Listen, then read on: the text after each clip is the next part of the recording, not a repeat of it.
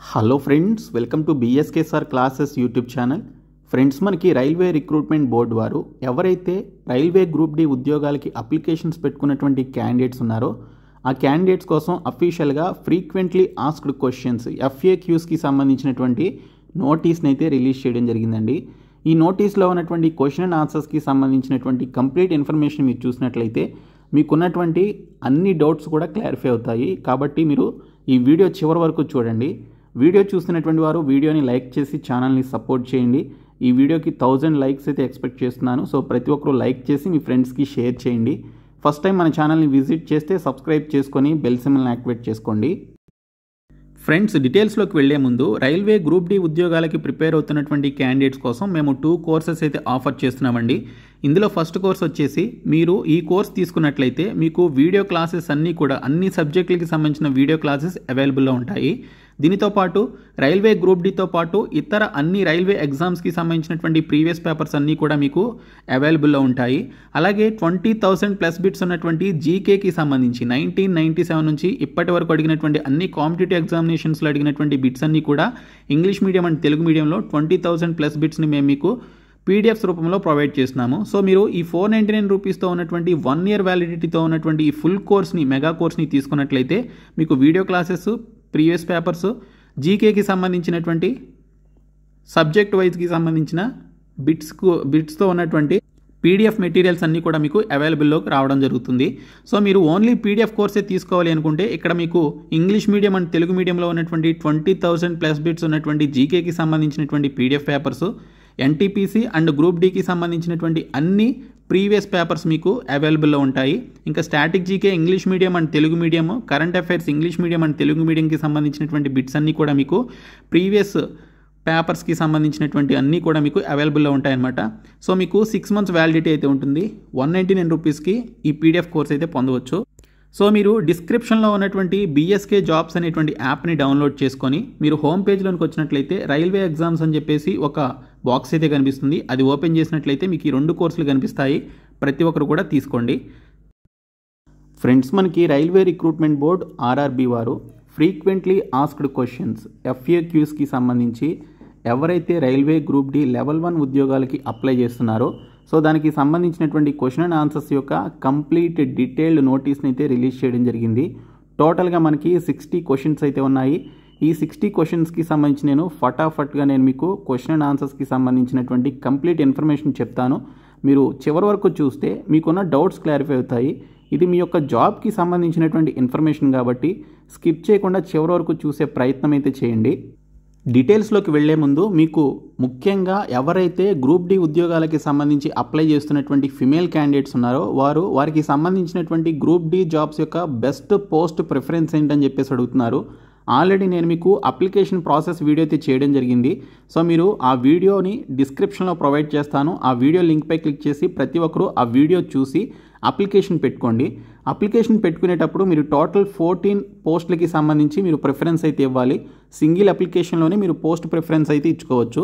అయితే top 5 post మీరు మంచి కనుక పెట్టుకున్నట్లయితే తర్వాత మీకు జాబ్ వచ్చిన తర్వాత కూడా మీ యొక్క లైఫ్ అనేది బాగుంటుంది. కాబట్టి టాప్ 5 పోస్టులు ఏంటనేది చూసుకుంటే ముఖ్యంగా అమ్మాయిలకైనా అబ్బాయిలకైనా కూడా నేను ఇప్పుడు చెప్పేటువంటి టాప్ 5 పోస్టులు మీరు ఫస్ట్ 5 పోస్టులు ప్రిఫరెన్స్లుగా పెట్టుకోండి. నేను ఆల్రెడీ ఈ వీడియో నేను క్లియర్గా చేయడం జరిగింది. మన ఛానల్లో ఉంటుంది, మీరైతే చూడొచ్చు. మళ్ళీ ఇంకొకసారి చాలామంది డౌట్ అయితే అడగడం వల్ల మళ్ళీ చెప్తున్నాను. సో బెస్ట్ పోస్ట్ ప్రిఫరెన్స్ ఏంటంటే అసిస్టెంట్ C&D వర్క్షాప్కి సంబంధించి మెకానికల్ డిపార్ట్మెంట్ కింద ఉన్నటువంటి 2,587 పోస్టులకి సంబంధించి మీరు ఫస్ట్ ప్రిఫరెన్స్ ఇవ్వండి. నైట్ డ్యూటీస్ ఉండవన్నమాట. అమ్మాయిలకి నైట్ డ్యూటీ ఉంటే ప్రాబ్లం అవుతుంది కాబట్టి కొంచెం భయపడాల్సినటువంటి సిచ్యువేషన్ కాబట్టి సో వారికి ఎటువంటి నైట్ డ్యూటీ అయితే ఉండదు ఈ పర్టికులర్ జాబ్ రోల్కి. అండ్ దీనితో పాటు Sunday offs and public holidays కూడా ఉంటాయి.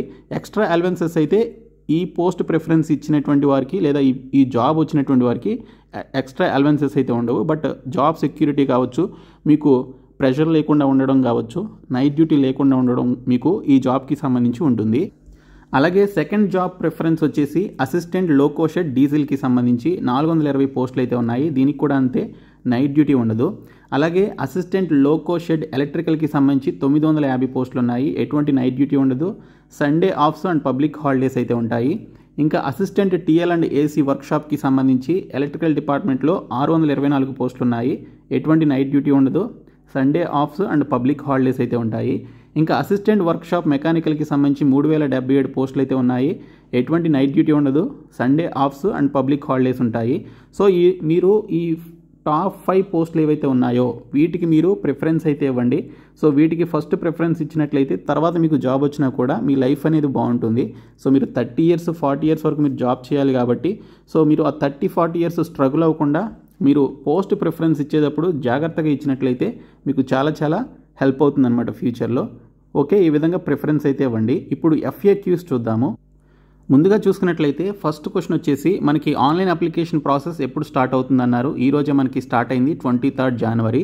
22nd ఫిబ్రవరి వరకు మీరు ఆన్లైన్లో అప్లికేషన్స్ పెట్టుకోవాలి. ఈ లాస్ట్ డేట్ అనేది మనకి ఎక్స్టెండ్ చేస్తారా లేదా అనేది తెలియదండి. కాబట్టి మీరు as early as possible applications అయితే సబ్మిట్ చేయండి. తర్వాత మనకి ఇక్కడ చూసుకున్నట్లయితే మీరు అప్లికేషన్ వచ్చేసి మనకి 22nd ఫిబ్రవరి వరకు టైం ఉంటే అప్లికేషన్ ఫీ పెట్టుకోవడానికి మీకు 24th ఫిబ్రవరి వరకు టైం ఇచ్చారు. ఫస్ట్ మీరు అప్లికేషన్ పెట్టుకొని తర్వాత మీరు అప్లికేషన్ ఫీ అనేది 24th ఫిబ్రవరి వరకు అయినా చేసుకోవచ్చు అనమాట. తర్వాత మీరు ఏమైనా అప్లికేషన్లో మిస్టేక్స్ చేస్తే వాటిని మోడిఫికేషన్ చేసుకోవడానికి కూడా మీకు ఇక్కడ డేట్స్ అయితే ఇచ్చారు. 25th ఫిబ్రవరి నుంచి 6th మార్చ్ వరకు మీకు టైం అయితే ఇవ్వడం జరిగింది. మీరు వాటిని 250 రూపీస్ వరకు నాన్ రిఫండబుల్ ఫీ అయితే మీరు పే చేసి దానికి సంబంధించినటువంటి మోడిఫికేషన్ ఫీ ద్వారా మీరు మోడిఫికేషన్స్ అయితే చేసుకోవచ్చు. మీరు అప్లికేషన్స్ పెట్టుకునేటప్పుడు మీకేమైనా డౌట్స్ కానీ లేకపోతే మీకేమైనా ఇష్యూస్ వచ్చినప్పుడు వాటిని సాల్వ్ చేసుకోవడానికి డైరెక్ట్గా మీరు రైల్వే డిపార్ట్మెంట్ వారితో కాంటాక్ట్ అవ్వడానికి ఇక్కడ మీకు email address and phone numbers అయితే ఇవ్వడం జరిగిందండి. ఈ ఈమెయిల్ అడ్రస్ అండ్ ఈ ఫోన్ నెంబర్స్ ద్వారా మీరు కాంటాక్ట్ అయ్యి మీకు ఉన్నటువంటి డౌట్స్ అన్నీ కూడా మీరు క్లారిఫై చేసుకోవచ్చు అనమాట. అప్లికెంట్స్ కోసం స్పెషల్గా మనకి ఈ హెల్ప్ డెస్క్ని అయితే ఓపెన్ చేయడం జరిగింది. మీరు అప్లికేషన్ పెట్టుకునేటప్పుడు ఫ్రెష్ క్యాండిడేట్స్ ఎవరైతే ఉన్నారో వారు అకౌంట్ని క్రియేట్ చేసుకునేటప్పుడు మీకు కావాల్సినటువంటి డీటెయిల్స్ ఏంటనేది చూసుకుంటే మొబైల్ నెంబర్ ఉండాలి, అలాగే valid and active registered email ID మీరు కలిగి ఉండాలి. మీకు ఓటీపీలు వస్తాయన్నమాట. సో మీరు అవి కలిగి ఉండాలి. దీనితో పాటు ఆధార్ కార్డ్ కూడా కలిగి ఉండాలండి. ఆధార్ కార్డ్కి ఖచ్చితంగా మీరు మొబైల్ నంబర్ లింకేజ్ చేసుకొని ఉండాలన్నమాట. మొబైల్ నంబర్ లింకేజ్ చేసుకొని ఉంటేనే మీరు అప్లై చేసుకోగలరు. ఇది మ్యాండేటరీ ఫీల్డ్ అకౌంట్ క్రియేట్ చేసుకునేటప్పుడు. సో మీరు ఆధార్ కార్డ్కి ఇచ్చినటువంటి మొబైల్ నెంబర్కి ఒక ఓటీపీ వస్తుంది, అది మీరు ఎంటర్ చేయాలి. నేను అప్లికేషన్ ప్రాసెస్ వీడియోలో క్లియర్గా చెప్పాను. అప్లికేషన్ ప్రాసెస్ వీడియో ఈ వీడియో కింద డిస్క్రిప్షన్లో పెడతాను. ప్రతి ఒక్కరు కూడా మీరు ఫస్ట్ నుంచి లాస్ట్ వరకు చూసి అప్లికేషన్స్ అయితే ఎటువంటి మిస్టేక్స్ లేకుండా పెట్టుకోండి. అయితే ఇక్కడ చూసుకుంటే మనకి లాస్ట్ ఇయర్ రైల్వే నుంచి చాలా నోటిఫికేషన్స్ వచ్చాయి. ఏఎల్పి నుంచి అలాగే రీసెంట్గా రిలీజ్ అయిన ఎన్టీపీసీ వరకు మనకి చాలా నోటిఫికేషన్స్ వచ్చాయి. అయితే లాస్ట్ ఇయర్ రిలీజ్ అయినటువంటి నోటిఫికేషన్స్లో మీరు ఏ ఒక్క నోటిఫికేషన్స్కి అప్లై చేసినా మీరు అకౌంట్ని క్రియేట్ చేసుకుని ఉన్నారు కాబట్టి మళ్ళీ మీరు అకౌంట్ని క్రియేట్ చేసుకోవాల్సిన అవసరం లేదు. ఆ పాత అకౌంట్ని మీరు మళ్ళీ యూజ్ చేసుకోవాలన్నమాట. మళ్ళీ కొత్తగా మీరు అకౌంట్ క్రియేట్ చేసుకోవడానికి ఉండదు. సో లాస్ట్ ఇయర్ ఎవరైతే ఈ పర్టికులర్ జాబ్స్లో ఏదో ఒక జాబ్కి అప్లై చేశారో వారు డైరెక్ట్గా అప్లికేషన్ అయితే పెట్టుకోవచ్చు. మళ్ళీ మీరు రిజిస్టర్ చేసుకొని ఒక అకౌంట్ని క్రియేట్ చేసుకోవాల్సినటువంటి అవసరం అయితే లేదు. సో అకౌంట్ని క్రియేట్ చేసుకోవడానికి సంబంధించినటువంటి ప్రొసీజర్ ఏంటంటే మీరు అఫీషియల్ వెబ్సైట్లోనికి వెళ్ళి అప్లై బటన్పై క్లిక్ చేస్తే క్రియేట్ అన్ అకౌంట్ అని చెప్పేసి ఆప్షన్ కనిపిస్తుంది. అది ఓపెన్ చేసి మీకు సంబంధించిన డీటెయిల్స్ అన్నీ కూడా ఫిలప్ చేసి మీ మొబైల్ నెంబర్, ఈమెయిల్ అడ్రస్, ఆధార్కి లింక్ అయినటువంటి మొబైల్ నెంబర్కి వచ్చినటువంటి ఓటీపీలన్నీ ఎంటర్ చేసి మీరు అకౌంట్ని క్రియేట్ చేసుకోవాలి. ఇక్కడ చాలా ఇంపార్టెంట్ క్వశ్చన్ అయితే ఇచ్చారు, మీరు చూడండి. సో మీరు అకౌంట్ సబ్మిట్ చేసిన తర్వాత క్రియేట్ అన్ అకౌంట్ సబ్మిట్ చేసిన తర్వాత దాన్ని ఎడిట్ చేసుకునే అవకాశం ఉంటుందా అంటే నో అని చెప్పేసి ఇచ్చారు. సో ఆ అకౌంట్ని మీరు ఎడిట్ చేసుకోలేరన్నమాట. కాబట్టి candidates can not edit any details of the create an account once the account is created అని చెప్పేసి ఇచ్చారు. ఇది చాలా ఇంపార్టెంట్. మీరు అప్లికేషన్ అయినా ఎడిట్ చేసుకోవచ్చేమో కానీ మీరు ఒక్కసారి క్రియేట్ అయిన అకౌంట్ అనేది మీరు సబ్మిట్ చేసిన తర్వాత మీరు దాన్ని ఎడిట్ చేసుకునేటువంటి అవకాశం కూడా ఉండదండి. వన్స్ మీరు అకౌంట్ క్రియేట్ చేసుకున్న తర్వాత మీరు లాగిన్ అవ్వాల్సి ఉంటుంది. లాగిన్ అయిన తర్వాత మీకు సంబంధించినటువంటి అప్లికేషన్ ఫామ్ అనేది ఓపెన్ కావడం జరుగుతుంది. అందులో మీకు personal details, other details and educational qualification details, అలాగే మీరు అప్లోడ్ చేయాల్సిన డాక్యుమెంట్స్, మీకు సంబంధించినటువంటి ఫోటోగ్రాఫ్ అండ్ సిగ్నేచర్ అనేది మీరు అప్లోడ్ చేయాలి. ఆ డీటెయిల్స్తో పాటు మీరు ఫీ పేమెంట్ చేయాల్సినటువంటి డీటెయిల్స్ అన్నీ కూడా మీకు ట్యాబ్స్ అయితే ఓపెన్ అవుతాయి. సో వాటిని మీరు 1 by 1 మీరు ఫిలప్ చేస్తూ మీ యొక్క డీటెయిల్స్ అన్నీ ఫిలప్ చేసి మీరు అప్లికేషన్ సబ్మిట్ చేసుకోవాలి. కొంతమంది మొబైల్లో అప్లై చేసుకోవచ్చా అని చెప్పేసి అడుగుతున్నారు. సో మనకి కొన్ని మొబైల్స్లో కొన్ని ఫీచర్స్ అనేవి ఆన్ అయి ఉండకపోవచ్చండి. సో మ్యాక్సిమం మీరు ల్యాప్టాప్ లేదా పీసీలో అప్లై చేయడానికి ట్రై చేయండి. ఇప్పుడు మనకి చాలా వరకు మొబైల్ ఫోన్స్ అన్ని ఫీచర్స్తోనూ వస్తున్నాయి, కానీ కొంతమంది ఓల్డ్ మొబైల్స్ వాడుతున్నటువంటి వారికి అన్ని ఫీచర్స్ అవైలబుల్గా ఉండకపోవచ్చు. కాబట్టి మీరు ల్యాప్టాప్ లేదా సిస్టమ్ని యూజ్ చేయడానికి ప్రిఫర్ చేయండి. సో మీరు అకౌంట్ క్రియేట్ చేసుకున్న తర్వాత మీరు లాగిన్ అవ్వడానికి సంబంధించిన ప్రొసీజర్ ఏంటంటే, మీరు అప్లై అనేటువంటి ఆప్షన్పై క్లిక్ చేసి లాగిన్పై క్లిక్ చేస్తే మీకు సంబంధించిన ఈమెయిల్ ఐడి లేదా మొబైల్ నెంబర్ ఎంటర్ చేసి మీరు క్రియేట్ చేసుకున్నటువంటి పాస్వర్డ్ని ఎంటర్ చేసి లాగిన్ అవ్వడమే. మీకు అప్పుడు అప్లికేషన్ ఓపెన్ అవుతుంది. తర్వాత how many pay levels are there అని చెప్పేసి ఇచ్చారు. ఓన్లీ 1 పే లెవెల్ మాత్రమే ఉందండి. తర్వాత ఇక్కడ can I apply submit common application for different posts in same railways అని చెప్పేసి ఇక్కడ మనకి క్వశ్చన్ అయితే ఇచ్చారు. చాలా ఇంపార్టెంట్ క్వశ్చన్ ఇది. చాలామంది ఏమనుకుంటున్నారంటే ఒక్కో పోస్ట్కి ఒక్కొక్క అప్లికేషన్ పెట్టుకోలేమో అని చెప్పేసి అనుకుంటున్నారు. అది రాంగ్ అండి. సో మీరు మొత్తం మనకి 14 పోస్టులు అయితే ఉన్నాయి. ఈ 14 పోస్టులకి మీరు ఒకే అప్లికేషన్లో ప్రిఫరెన్స్ ఇచ్చుకోవాలన్నమాట. సో ఆ ప్రిఫరెన్స్ మీరు ఈ విధంగా షఫుల్ చేసుకుంటూ ఒక్కటే అప్లికేషన్ మీరైతే పెట్టుకోవచ్చు అనమాట. సో మీరు నంబర్ ఆఫ్ అప్లికేషన్స్ అయితే పెట్టుకోవాల్సిన అవసరం లేదు. అలాగే డిఫరెంట్ పోస్టులకి సంబంధించి డిఫరెంట్ రైల్వేస్కి అప్లై చేసుకోవచ్చా అంటే మీరు అప్లై చేసుకోలేరండి. No candidates are allowed to apply for 1 railway only అని చెప్పేసి ఇచ్చారు. 1 రైల్వే ఓన్లీ అంటే ఓన్లీ ఒక్క జోన్కి మాత్రమే మీరు అప్లికేషన్ ఓపెన్ చేసిన తర్వాత మీరు ఏ జోన్కి అప్లై చేస్తున్నారు అనేది అడుగుతుంది. సో మీరు సికింద్రాబాద్ లేకపోతే ఇంకా వేరే జోన్స్ అనేవి చూపిస్తుంది. మీరు ఏ జోన్ అయితే సెలెక్ట్ చేసుకుంటారో ఆ ఒక్క జోన్కి మాత్రమే ఆ ఒక్క జోన్లో ఉన్నటువంటి 14 టైప్స్ ఆఫ్ పోస్టులకి సంబంధించి పోస్ట్ ప్రిఫరెన్స్ ఇచ్చుకొని అప్లై చేసుకోగలరు తప్ప మీరు డిఫరెంట్ రైల్వేస్కి డిఫరెంట్ పోస్టులకి అప్లై చేసుకోలేరు. సో మీరు ఒక్క జోన్కి అప్లై చేసిన తర్వాత అంతే, మీ యొక్క అప్లికేషన్ అనేది ఫినిష్ అయిపోయింది. మళ్ళీ మీరు అప్లికేషన్స్ అయితే డిఫరెంట్ పోస్టులకి పెట్టుకోలేరు అనమాట. తర్వాత ఇక్కడ can I apply to more than 1 railway అని చెప్పేసి ఉంది. సో ఇక్కడ మనకి సేమ్ ఇచ్చారు చూడండి. నో యూ షుడ్ నాట్ అని చెప్పేసి ఇవ్వడం జరిగింది. ఓన్లీ 1 రైల్వేకి మాత్రమే మీరు అప్లై చేసుకోగలరు. కాబట్టి మీరు మోర్ దాన్ 1 రైల్వే జోన్కి మీరు అప్లై అయితే చేసుకోలేరు. తర్వాత can I apply multiple applications to same railway అని చెప్పేసి ఇచ్చారు. అది కూడా అవసరం లేదు. ఎందుకంటే మీరు 14 పోస్టులకి సంబంధించిన ప్రిఫరెన్స్ అనేది ఒక్క అప్లికేషన్ ఫామ్లోనే మీరు ఇచ్చేస్తున్నారు. కాబట్టి మీరు నంబర్ ఆఫ్ అప్లికేషన్స్ అయితే మీరు పెట్టుకోవాల్సినటువంటి అవసరం లేదు. సింగిల్ అప్లికేషన్తోనే ఈ 14 టైప్స్ ఆఫ్ పోస్టులకి సంబంధించి మీరు పోస్ట్ ప్రిఫరెన్స్ ఇచ్చుకుంటూ వాటికి సంబంధించినటువంటి అప్లికేషన్స్ అయితే సింగిల్ అప్లికేషన్ అయితే మీరు సబ్మిట్ చేసుకోవచ్చు.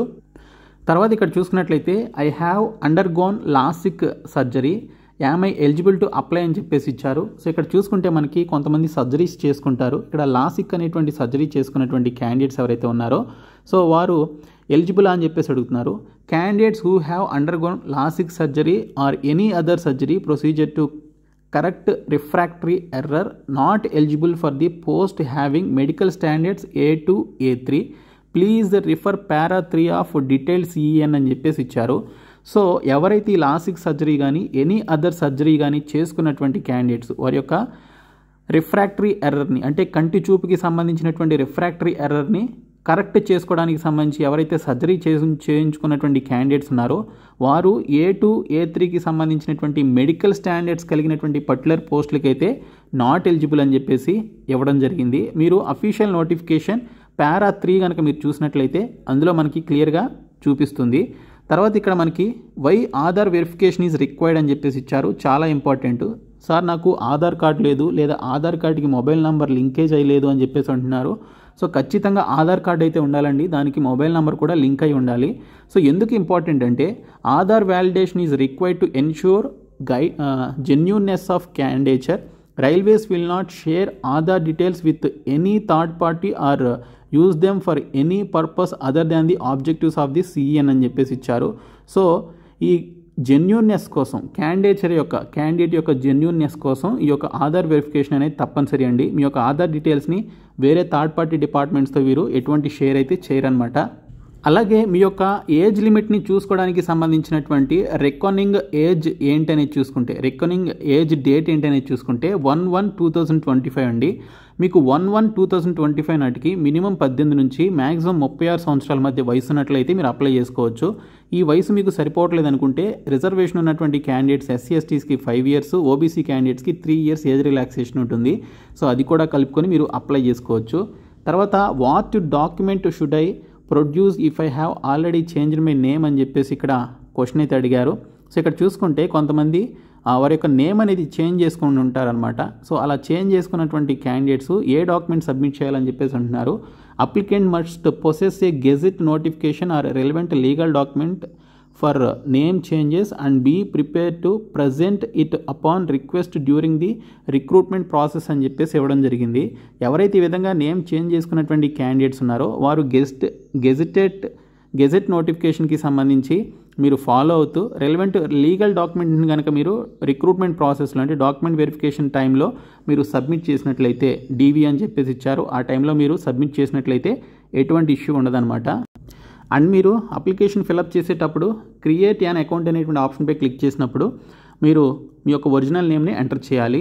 తర్వాత what should I do if I forgot password to login my account అని చెప్పేసి ఇచ్చారు. అక్కడ మనకి ఫర్గాట్ పాస్వర్డ్ అని చెప్పేసి ఉంటుంది.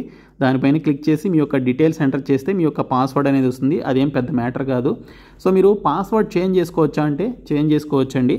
సో మీరు పాస్వర్డ్ని ఫస్ట్ టైం మీరు లాగిన్ అయిన తర్వాత ఓల్డ్ పాస్వర్డ్ని మీరు దీనికి సంబంధించి చేంజ్ చేసుకునే ఆప్షన్ అయితే ఉంటుంది వెబ్సైట్లో, అది చేంజ్ చేసుకోవచ్చు. మీరు అప్లై చేసుకునేటప్పుడే మీరు స్ట్రాంగ్ పాస్వర్డ్ పెట్టుకుంటే మళ్ళీ చేంజ్ చేసుకోవాల్సిన అవసరం అయితే ఉండదు. తర్వాత ఇక్కడ చూసుకుంటే మీరు రైల్వే జోన్ని చేంజ్ చేసుకునే అవకాశం ఉందా అని చెప్పేసి అన్నారు. మీరు ఒక్కసారి అప్లికేషన్ సబ్మిట్ చేసిన తర్వాత ఒక్కసారి అప్లికేషన్ సబ్మిట్ చేసిన తర్వాత మీరు మీకు సంబంధించినటువంటి రైల్వే జోన్ అయితే చేంజ్ చేసుకోలేరు. మీరు అప్లికేషన్ ప్రాసెస్లో ఉన్నప్పుడే మీరు చేంజ్ చేసుకునే అవకాశం ఉంటుంది తప్ప మీరు ఒక్కసారి అప్లికేషన్ సబ్మిట్ చేసిన తర్వాత అయితే you can't change your railway zone అనమాట. తర్వాత ఇక్కడ చూసుకున్నట్లయితే మీరు అప్లికేషన్ పెట్టుకునేటప్పుడు మీ యొక్క డీటెయిల్స్ని ఎడిట్ చేసుకోవచ్చా అంటే అప్పుడు ఎడిట్ చేసుకోవచ్చండి. కానీ once you submit the application you can't change or edit the application. So మీరు డ్యూరింగ్ ది అప్లికేషన్ ప్రాసెస్ టైంలోనే మీకు సంబంధించినటువంటి అప్లికేషన్ని ఎడిట్ చేసుకునే అవకాశం అయితే ఉంటుంది. తర్వాత ఈ ఎగ్జామినేషన్కి సంబంధించి అటెండ్ అయ్యేటువంటి క్యాండిడేట్స్లో ఎవరికి ఫ్రీ ట్రావెల్ అథారిటీ ఉంటుంది, ఫ్రీ రైల్వే పాస్ ఎవరికి ఉంటుందని చెప్పేసి ఇక్కడ క్వశ్చన్ అయితే అడిగారు. సో అది ఎవరికి అంటే SC/ST క్యాండిడేట్స్కి ఈ ఫ్రీ ట్రావెల్ అథారిటీ అయితే ఉంటుందండి. వారికి రైల్వే పాస్ అయితే ఇస్తారు, ఫ్రీ రైల్వే పాస్. ఆ పాస్ తోటి వారు ఫ్రీగా జర్నీ చేసి ఎంత దూరమైనా వెళ్ళి ఎగ్జామినేషన్ సెంటర్కి వెళ్ళి ఎగ్జామినేషన్ రాయొచ్చు అనమాట. తర్వాత దీనికి సంబంధించి ఈ free travel authority free railway pass ఏ విధంగా అవైలబుల్లోకి వస్తుంది అంటే సో ఇక్కడ మనకి అప్లికేషన్ ఫామ్ మనం ఫిలప్ చేసేటప్పుడు ఆన్లైన్ అప్లికేషన్లో మీకు ఒక ఆప్షన్ అయితే ఉంటుంది. SC/ST క్యాండిడేట్స్ ఎవరైతే ఉన్నారో వారు మీకు ఈ ఫ్రీ రైల్వే పాస్ ఫెసిలిటీ మీకు అవసరమా అని చెప్పేసి అడుగుతుంది. అక్కడ మీరు ఎస్ అని చెప్పేసి ఆప్షన్ ఉంటుంది. ఆ ఆప్షన్ కనుక మీరు ఇచ్చినట్లయితే మీకు ఈ ఫ్రీ రైల్వే పాస్కి సంబంధించి మీరు ఎలిజిబుల్ అయితే పొందుతారు. తర్వాత ఫ్రీ ట్రావెల్ ఫెసిలిటీ ఏ విధంగా పొందవచ్చు అనేది చూసుకున్నట్లయితే మీకు సిటీ ఇంటిమేషన్ స్లిప్ లేదా ఈ కాల్ లెటర్ వచ్చినప్పుడు ఆ ఈ కాల్ లెటర్లోనే మీకు ఫ్రీ ట్రావెల్ అథారిటీకి సంబంధించినటువంటి డీటెయిల్స్ అయితే ఉంటాయి. సో దానికి సంబంధించి మీరు సెల్ఫ్ అటెస్టెడ్ ఫోటో కాపీని మీరు సబ్మిట్ చేసినట్లయితే ఆన్లైన్లో సబ్మిట్ చేసినట్లయితే మీరు దీనికి సంబంధించినటువంటి టికెట్ని ఫ్రీగా బుక్ చేసుకోవచ్చు. అలాగే మీరు అప్లికేషన్ పెట్టుకునేటప్పుడు రిజర్వేషన్ ఉన్నటువంటి క్యాండిడేట్స్ మీకు సంబంధించినటువంటి క్యాస్ట్ సర్టిఫికేట్ని అప్లోడ్ చేయాలండి. క్యాస్ట్ సర్టిఫికేట్ ఖచ్చితంగా మీరు PDF ఫార్మాట్లో అప్లోడ్ చేయాలి. అది మీకు 500 KB లోపు ఉండే విధంగా చూసుకొని మీరు అప్లోడ్ చేయాలి. కాబట్టి క్యాస్ట్ సర్టిఫికేట్ JPG ఫార్మాట్లో మీరు అప్లోడ్ చేస్తే అది అప్లోడ్ కాదు. మీరు PDF ఫార్మాట్లోనే దాన్ని కన్వర్షన్ చేసుకొని 500 KB లోపు ఉండే విధంగా చూసుకొని అప్లోడ్ చేయాలి. తర్వాత EBC అంటే ఏంటని చెప్పేసి అడిగారు. ఎవరికైతే 50,000 లోపు ఇన్కమ్ ఉంటుందో ఫ్యామిలీ ఇన్కమ్ వారు ఎకనామికల్లీ బ్యాక్వర్డ్ క్లాస్గా కన్సిడర్ చేయడం జరుగుతుంది. లేదా BPL కార్డ్ హోల్డర్స్ ఎవరైతే ఉంటారో వాళ్ళు దీనికి అప్లై చేసుకోవచ్చు అనమాట. సో వారిని ఎకనామికల్లీ బ్యాక్వర్డ్ క్లాసెస్ అని చెప్పేసి అంటారు.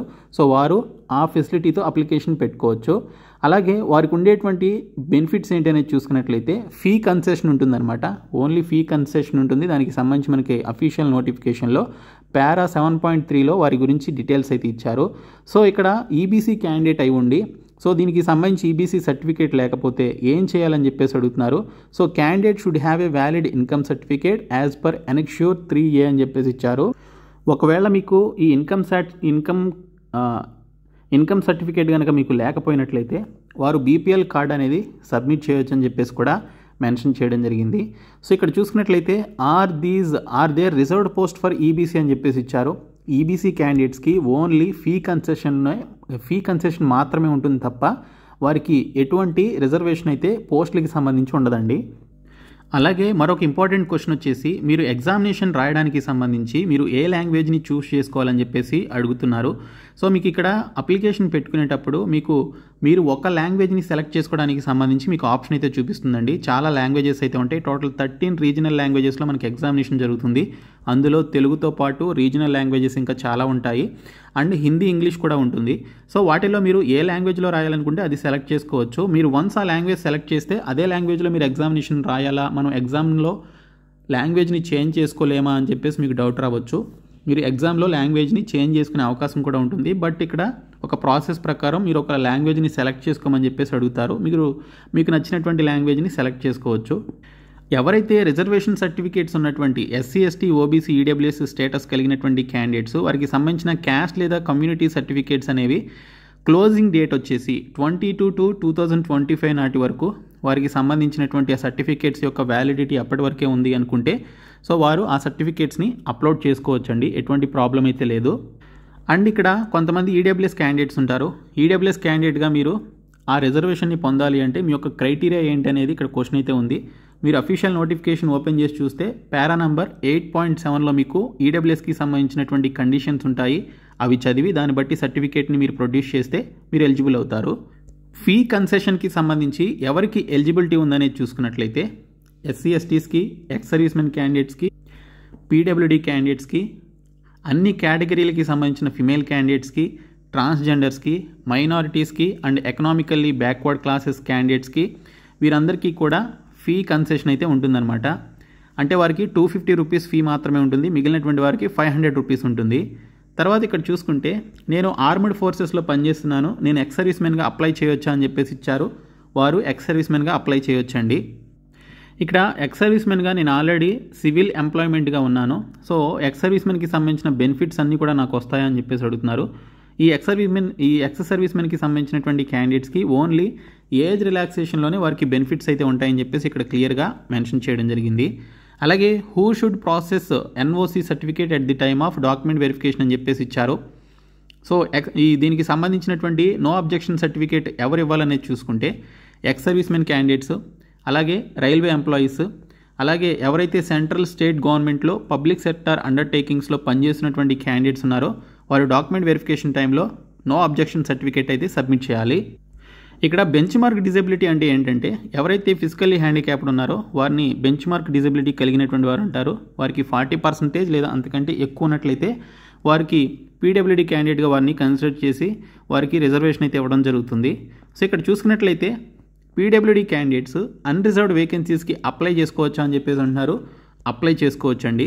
తర్వాత ఇక్కడ మనకి ఫిజికల్ హ్యాండిక్యాప్లో చాలా డిజబిలిటీస్ అయితే ఉంటాయి కదా. సో వాటికి సంబంధించినటువంటి డీటెయిల్స్ ఏ విధంగా చూసుకోవచ్చు అంటే మీకు ఇక్కడ అఫీషియల్ నోటిఫికేషన్లో ఎనెక్ష్యూర్ ఏలో మీకు ఆ పోస్ట్ పారామీటర్స్కి సంబంధించిన టేబుల్లో ఫిజికల్ హ్యాండిక్యాప్డ్కి సంబంధించిన పారామీటర్స్ ఉంటాయి. ఒకసారి చూడండి.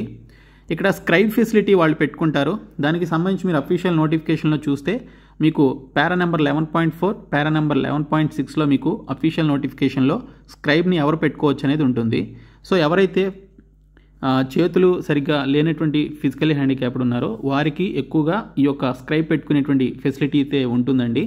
సో ఇక్కడ మీరు వారైతే స్క్రైబ్ని పెట్టుకోవచ్చు. వారికి ఎక్స్ట్రా టైం కూడా ఇస్తారు. ఇంకా రీఫండ్ ఆఫ్ ఫీకి సంబంధించి చూసుకున్నట్లయితే ఎవరైతే CBT ఎగ్జామినేషన్కి అటెండ్ అవుతారో వారికి మాత్రమే ఫీ అనేది రీఫండ్ చేస్తారు. ఎగ్జామినేషన్కి అటెండ్ అవనటువంటి క్యాండిడేట్స్కి ఫీ అనేది రీఫండ్ చేయరనమాట. సో రీఫండ్ పాలసీ కూడా ఉంటుంది దీనికి సంబంధించి, తర్వాత మీరు తెలుసుకోవచ్చు. ఇది పెద్ద విషయం కాదు. ఓకే, సో మీరు ఎగ్జామినేషన్కి అటెండ్ అయితే చాలు, అటెండ్ అయిన ప్రతి ఒక్కరికి కూడా ఆ ఫీ అనేది మీకు రీఫండ్ అయితే అవుతుంది మీ అకౌంట్లోకి. సో మనకి అప్లికేషన్ ఫామ్లో ఓన్లీ మెట్రికులేషనే చూపిస్తుంది. మరి అదర్ క్వాలిఫికేషన్స్ లైక్ ITI కానీ NCVTకి సంబంధించిన క్వాలిఫికేషన్స్ యాడ్ చేయాలంటే ఎలాగా అని చెప్పేసి మీకు డౌట్ రావచ్చు. అక్కడ మనకి అప్లికేషన్లో యాడ్ అనేటువంటి ఆప్షన్ అయితే ఉంటుంది. దాని పక్కనే మీరు 10th డీటెయిల్స్ ఇచ్చిన తర్వాత మళ్ళీ మీకు యాడ్ అని చెప్పేసి ఉంటుంది. నేను అప్లికేషన్లో చెప్పాను. సో మీరు ఆ యాడ్ అనేటువంటి ఆప్షన్పై క్లిక్ చేసి మీరు మిగిలినటువంటి క్వాలిఫికేషన్స్ కూడా ఇచ్చుకోవచ్చు. ఎవరైతే ITI పాస్ అయినటువంటి వారు, NCVT సర్టిఫికేట్ కలిగినటువంటి వారు ఎక్స్ట్రాగా ఆ క్వాలిఫికేషన్స్ కూడా యాడ్ చేసుకోవచ్చు. బట్ మీకు జస్ట్ 10th క్లాస్ క్వాలిఫికేషన్ ఉంటే చాలు, అప్లై చేసుకోవచ్చు. సో మీకు 10th క్లాస్ మార్క్స్ లిస్ట్లో మీరు ఎప్పుడు పాస్ అవుట్ అయ్యారనేది ఏ విధంగా ఉంటుందంటే May 2022 అని చెప్పేసి ఉందనుకోండి. సో ఇక్కడ నేను ఏ డేట్ వేయాలని చెప్పేసి ఇక్కడ క్వశ్చన్ అయితే అడుగుతున్నారు. సో ఏ డేట్ వేయాలి అంటే 31/5/2024 అని చెప్పేసి వేయమని చెప్పేసి ఇక్కడ రైల్వే అయితే చెప్తోంది. సో మీకు ఓన్లీ మంత్, ఇయర్ మాత్రమే ఉంటే డేట్ మీరు ఆ మంత్ ఎండ్ డేట్ ఏదైతే ఉంటుందో ఆ ఎండ్ డేట్ వేస్తే సరిపోతుంది. తర్వాత which district or state should I mention if district or state have been bifurcated అని చెప్పేసి ఇక్కడ ఇచ్చారు. సో ఇక్కడ చూసుకుంటే present district or state may be mention since some district will not be shown for the respective state అని చెప్పేసి ఇవ్వడం జరిగింది. కాబట్టి ఇక్కడ ఆంధ్రప్రదేశ్ అండ్ తెలంగాణకి సంబంధించి స్టేట్స్ సపరేట్ అయ్యాయి కాబట్టి వాటికి సంబంధించిన స్టేట్స్ డిస్ట్రిక్ట్స్లో చేంజెస్ వస్తాయి కాబట్టి అన్నీ మనకి అప్లికేషన్లో చూపించకపోవచ్చు. కాబట్టి మీకు ప్రజెంట్ డిస్ట్రిక్ట్ అండ్ స్టేట్కి సంబంధించి మీరు వాటిని మెన్షన్ చేయొచ్చు అని చెప్పేసి ఇవ్వడం జరిగింది. సో అక్కడ మనకి కనిపించేటువంటి డిస్ట్రిక్ట్లో మీరు ఏ డిస్ట్రిక్ట్లో అయితే ఉంటున్నారో ఆ డిస్ట్రిక్ట్ ఈవెన్ ఓల్డ్ డిస్ట్రిక్ట్ అయినా కూడా అది ఇవ్వచ్చు. తర్వాత what all documents are to be uploaded in total అని చెప్పేసి ఇచ్చారు. సో ఇక్కడ చూసుకున్నట్లయితే మీరు అప్లోడ్ చేయాల్సినటువంటి డాక్యుమెంట్స్ వచ్చేసి మీ యొక్క క్యాస్ట్ సర్టిఫికేట్ని అప్లోడ్ చేయాలి, పాస్పోర్ట్ సైజ్ ఫోటోగ్రాఫ్ని అప్లోడ్ చేయాలి, సిగ్నేచర్ని మీరు అప్లోడ్ చేయాల్సి ఉంటుంది. తర్వాత ఆ డాక్యుమెంట్స్కి సంబంధించిన సైజ్ చూసుకున్నట్లయితే క్యాస్ట్ సర్టిఫికేట్ సైజు 500 KB లోపు ఉండాలి.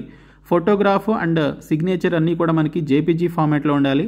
ఫోటోగ్రాఫ్ వచ్చేసి 50 KB నుంచి 100 KB లోపు ఉండాలి. సిగ్నేచర్ వచ్చేసి మనకి 30 KB నుంచి 50 KB లోపు ఉండాలని చెప్పేసి ఇక్కడ క్లియర్గా అయితే మెన్షన్ చేశారు. మీరు ఫీ పేమెంట్ ఏ విధంగా చేయాలనేది చూసుకున్నట్లయితే మీరు credit card, debit card, UPI సర్వీసెస్ని యూజ్ చేసి ఫీ పేమెంట్ అయితే చేయొచ్చు. ఓకే, ఇవన్నీ మీకు తెలిసినవి అనమాట. సో మనకి ఎన్ని స్టేజెస్ ఆఫ్ రిక్రూట్మెంట్ ప్రాసెస్ ఉంటుంది అంటే computer based test, physical efficiency test, document verification, medical examination. Okay, టోటల్గా మనకి ఈ 4 స్టేజెస్ ద్వారా సెలక్షన్ అయితే చేస్తారు. ఓకే, నేను ఎగ్జామినేషన్కి సంబంధించిన సిలబస్, ఫిజికల్ ఈవెంట్స్కి సంబంధించిన ఈవెంట్స్ డీటెయిల్స్ యొక్క డీటెయిల్డ్ వీడియో ఆల్రెడీ చేశాను, మన ఛానల్లో ఉంటుంది, చూసి ఒకసారి డీటెయిల్స్ తెలుసుకోండి. మీరు సిలబస్ని ఆల్రెడీ మనకి నోటిఫికేషన్లో పెట్టారు, సిలబస్ చూసుకోవచ్చు. పారా 14.1లో మనకి సిలబస్ అయితే పెట్టారు. 1/3 ఆఫ్ నెగిటివ్ మార్కింగ్ ఉంటుందండి. ఓకే, 0.33 మార్క్స్ మనకి నెగిటివ్ మార్క్స్ అయితే ఉంటాయి. జాగ్రత్తగా ఎగ్జామినేషన్ రాయాలి. సో ఇక్కడ చూసుకున్నట్లయితే should I provide the order of preference for all the post for which I am eligible అని చెప్పేసి ఇచ్చారు. సో ఇక్కడ చూసుకున్నట్లయితే మీరు ఏ పోస్టులకి అయితే ఎలిజిబుల్ అవుతారో, ఏ పోస్టులు మీకు కంఫర్టబుల్గా ఉంటాయని చెప్పేసి మీరు భావిస్తారో వాటికి సంబంధించి మీరు ఆర్డర్ అయితే పెట్టుకోవచ్చు. మీ యొక్క అప్లికేషన్ కంప్లీట్ అయింది, సబ్మిట్ చేశారని మీకు ఎప్పుడు తెలుస్తుందంటే మీరు అప్లికేషన్ పూర్తి చేసుకొని ఫైనల్గా ఫీ పేమెంట్ చేసిన తర్వాత మీకు సంబంధించినటువంటి అప్లికేషన్ యొక్క కన్ఫర్మేషన్ అండ్ సక్సెస్ఫుల్ పేమెంట్కి సంబంధించినటువంటి డీటెయిల్స్ మీకు ఈమెయిల్ అండ్ SMS ద్వారా ఇన్ఫర్మేషన్ అయితే వస్తుంది. ఎప్పుడైతే మీకు పేమెంట్కి సంబంధించినటువంటి మెయిల్స్ అండ్ SMSలు వస్తాయో అప్పుడు మీ యొక్క అప్లికేషన్ కంప్లీట్ అయిందని చెప్పేసి అర్థం. సో మీ యొక్క అప్లికేషన్ కనుక రిజెక్ట్ అయినట్లయితే మీ యొక్క ఫీ అనేది రీఫండ్ చేస్తారా అని చెప్పేసి అడిగారు. మీ అప్లికేషన్ రిజెక్ట్ అయితే మీ ఫీ అనేది రీఫండ్ చేయరండి. కాబట్టి జాగ్రత్తగా అప్లై చేయండి. కొంతమంది అప్లికేషన్స్ రిజెక్ట్ కూడా అవుతాయి. Can I take the printout of application అని చెప్పేసి ఇచ్చారు. సో మీరు అప్లికేషన్ అయితే ప్రింట్అవుట్ తీసుకోవచ్చు. సో ఇవి టోటల్ 60 FAQs అండి. సో ప్రతి ఒక్కరు కూడా ఈ వీడియోని కంప్లీట్గా చూసి మేము ప్రొవైడ్ చేసినటువంటి 499 రూపీస్ కోర్స్ అయితే తీసుకుంటే అందులో మీకు అన్నీ అవైలబుల్గా ఉన్నాయి. అండ్ 199 రూపీస్ కోర్స్ తీసుకుంటే అందులో మీకు PDF materials, previous papers, current affairs, అలాగే స్టాటిక్ జీకేకి సంబంధించిన బిట్స్ అన్నీ కూడా మీకు అవైలబుల్గా ఉన్నాయి. మీరు ఏ కోర్స్ అయినా తీసుకోవచ్చు. డిస్క్రిప్షన్లో యాప్ లింక్ ఉంటుంది, చూడండి. Thank you so much guys.